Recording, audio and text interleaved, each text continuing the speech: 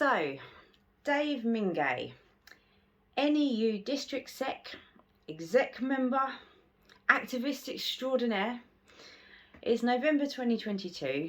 Can you tell us what is this latest ballot all about? So, teachers and support staff at NEU have already had a preliminary ballot. That was just to make sure that there was an appetite out there for members to be balloted for strike action. Now we have to move to a formal ballot, which is a postal ballot. Okay, so what's the question going to be on the ballot form? I posted mine off, but I believe the question is, would you be prepared to take strike action to achieve a fully funded pay rise at least in line with inflation? Okay, so this is brand new, this is the real deal. It's not the same indicative ballot that people have already voted for, and basically your previous votes don't count. It starts again. The previous votes gave us indication of the appetite for action, and using the online ballot, we did the preliminary ballot. That shows a real appetite out there that teachers and support staff are very angry. They're really feeling the squeeze. This government is forcing on people. It's the government who's forcing this on us, and people are prepared to take strike action. Unfortunately, we're legally not allowed to use an e-ballot, an online ballot that we use the preliminary ballot, even though previous Conservative Party leaders and previous Prime Ministers have been elected in that way. So the Conservative Party can choose their next leader that way. Ultimately, the next Prime Minister, had Rishi Sunak faced a challenge, had he not been crowned, so to speak, he would have been able to. They would have been able to choose their leader via an online ballot. We're not allowed to do that as trade unionists. We have to do a postal ballot. It has to be sent to a home address, and it's a deliberate act by the government. The government know it makes it harder for us to reach their very high thresholds. Okay, so basically the message is, get your ballot in if you want your vote to count. Don't assume that your indicative response is being counted in any way. So why then is it important that members have a say? Why should members vote? Ultimately, we've asked the government many times. We don't have direct negotiations with the government at the moment. It all goes through an independent peer review body, school teachers pay review body, which is not really independent. I say independent in inverted commas. Government say it's independent, but they appoint all the people to the board. Very few, if any, have any education experience. Very few. I think one or two got recent teaching experience. It's not made up of classroom teachers.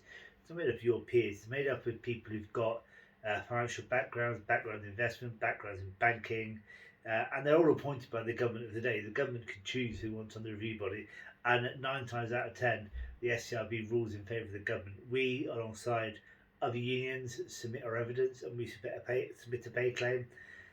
We did move the STRB very slightly. The government wanted a 2-year pay deal. We shifted to 1-year pay deal. That's 5%, which is also unfunded, and I'll come to that in a minute. But that is still way below the current rate of inflation. RPI currently sitting around 12%. So that's a 7% pay cut on top of the 20% pay cut you had in real terms since 2010. So can you talk a little bit more about that? I mean, a real terms pay cut, you just said. What does that mean in simple terms? So when inflation, the value of money goes up by inflation, and that is cumulative.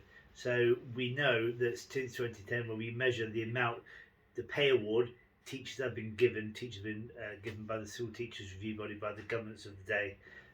We know that when we measure what inflation has been since 2010 and what other pay has gone up by in real terms since 2010, the difference is 20% for teachers, and for support staff is 27%. So the value of your pay, the value of the money you take home every month, every year, has gone down by 20% for teachers and 27% for support staff. So the teachers, that's the equivalent of working 1 day a week for free.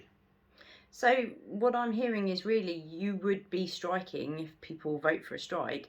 You'd be striking to demand that your wages return to the previous level you were all earning effectively for doing the same jobs 12 years ago.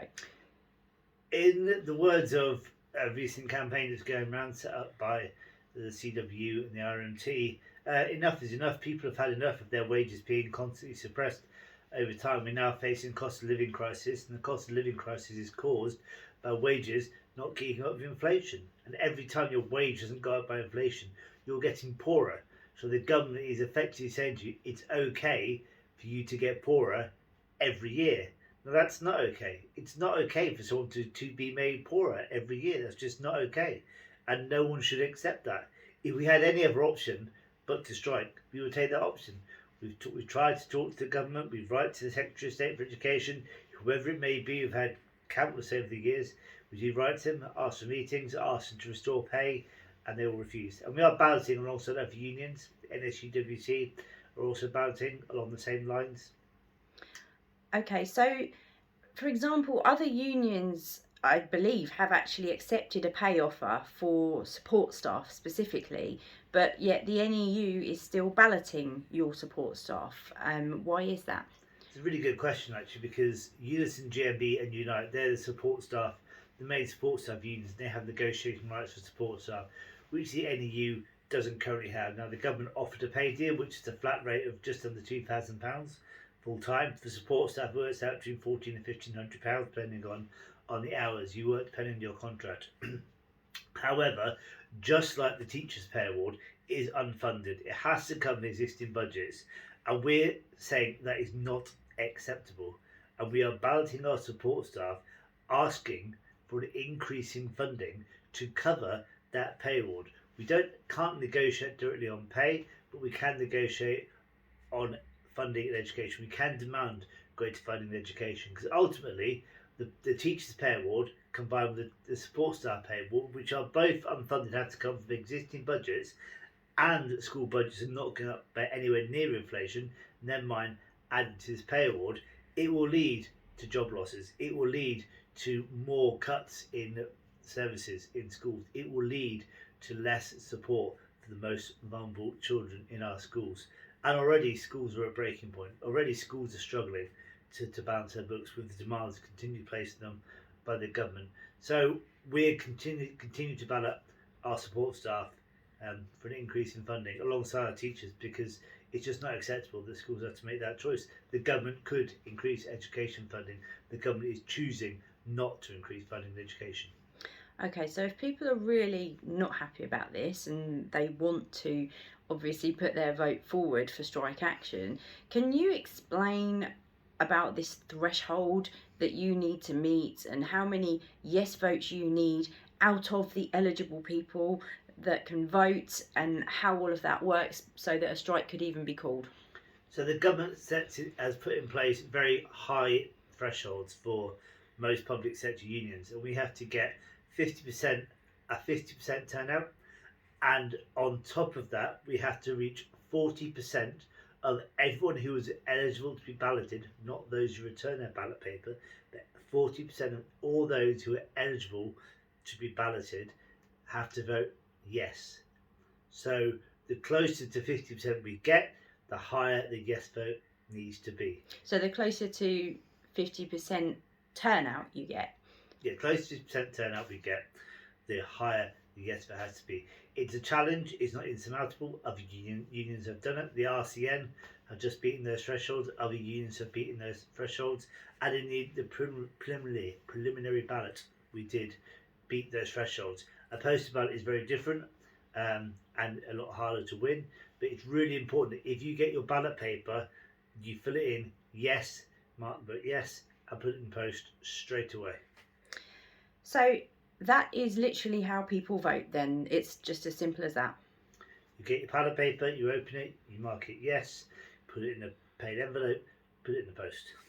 Okay, so silly question probably, but I imagine if I'm thinking it, maybe other people might. When people vote, is it just like any other vote where somebody counts up the yeses and nos and that's it? I'm assuming people's individual names aren't being added to some sort of register if they say yes, and nobody's going to be tapping them on the shoulder a few months' time saying, "Oi, where's your placard? You said you'd strike." It's a secret ballot. We don't know who's voted, who hasn't voted. We only know, we ask people to tell us so we know not to contact you and constantly nag you, and you can do that via a text you got, which takes you to an NEU Activate account, and and that tells you just that on there you can select you have voted.